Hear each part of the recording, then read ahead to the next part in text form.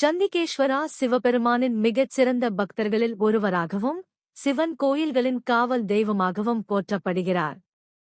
சிறுவயது சண்டிகேஸ்வரர் விசாலசர்மர் என்ற பெயரில் பிறந்தார். சிறு வயதிலிருந்தே சிவபெருமானின் மீது ஆழ்ந்த பக்தி கொண்டிருந்தார். பசுக்களின் பாலை சிவனுக்கு அர்ப்பணித்தார். அவர் மேய்த்த பசுக்கள் அதிகமாக பால் கொடுத்தன. அந்த பாலை மணலால் சிவலிங்கம் செய்து தினமும் அபிஷேகம் செய்தார். தந்தையின் கோபம்.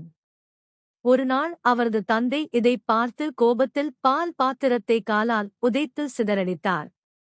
பக்தியின் வெளிப்பாடு. சிவபூஜை தடைப்பட்டதை பார்த்த விசாலசர்மர் கையில் இருந்த கோலை வீசினார். அது சிவனின் அருளால் கோடாரியாக மாறி தந்தையின் காலை வெட்டியது என்று புராணம் கூறுகிறது.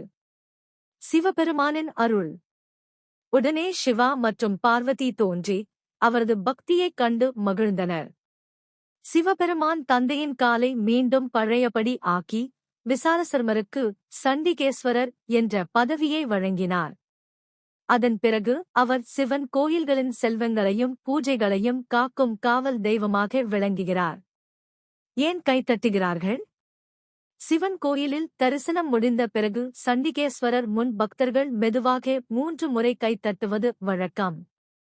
நாங்கள் எதையும் எடுத்துச் செல்லவில்லை, உங்கள் அனுமதியுடன் செல்கிறோம் என்ற பக்தி மரபின் அடையாளமாக இது கருதப்படுகிறது.